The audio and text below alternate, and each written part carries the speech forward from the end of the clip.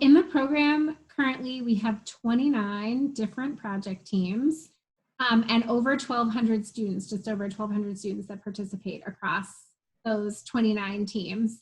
And so there's a huge range of the types of activities and also the sizes of the team. So I think our smallest team right now is right around 12 to 15 students. And the biggest team is right around 100. It was just below, just over 100 students over the last year. And I tend to kind of, bin those teams into sort of 3 different categories. And the first one is our engineering, design, and build teams. And these are the ones that people are often the most familiar with. It includes things like our Cornell racing team, our Cornell Baja team, AUV, which builds an underwater autonomous robot, rocketry, design, build, fly. There's a whole list of them, but these are the teams that go through a novel design and build cycle each year. And so they design a particular product, like a race car, and then they actually go ahead and build it and all of its components. And more often than not, these teams are testing or validating their design and build by participating in a national or international competition at the end of that cycle.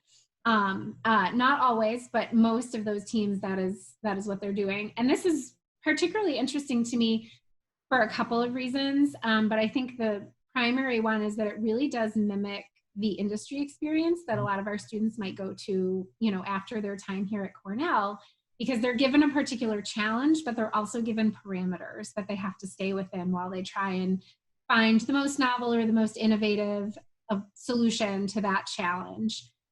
So sticking with Cornell Racing as an example, they have many, many pages of specifications that they have to stick to while they are designing and building that race car. So it's being as creative and as innovative as possible within the constraints, that particular competition puts in place. So it's a very cool real world kind of experience.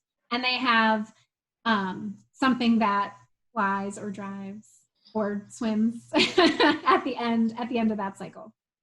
The second category that I tend to think of is what I call our social impact teams.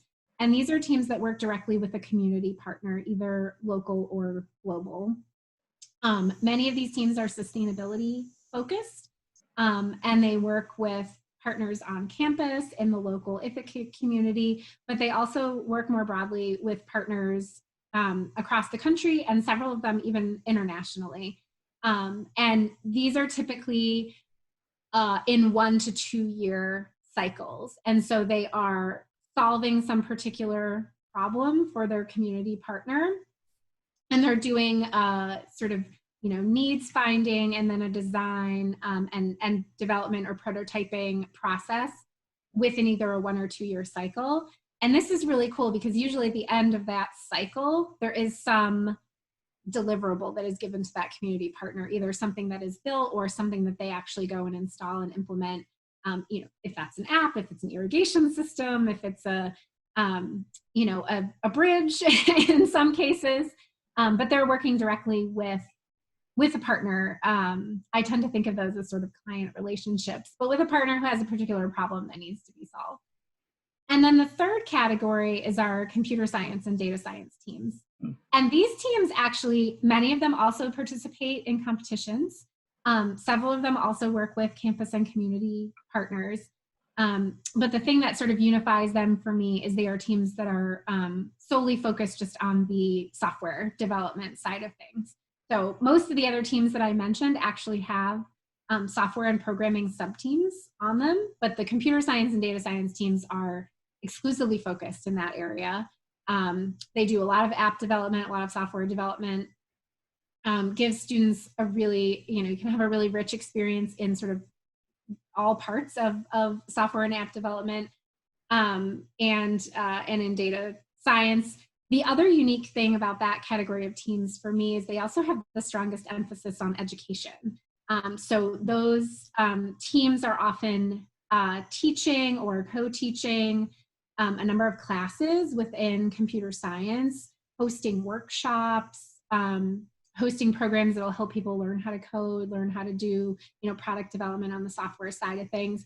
And so those are some of the biggest teams. Like the teams that are right around 100 participants are typically the comp sci teams, but they're actually impacting many times that number of students per year because of their teaching and outreach activities. And so that's kind of the other thing, that even though they might have aspects that are similar with, competitions or working with partners to some of the other teams, the focus purely on the kind of software side of the house, and then their focus on education is really the thing that sort of unifies them as a group.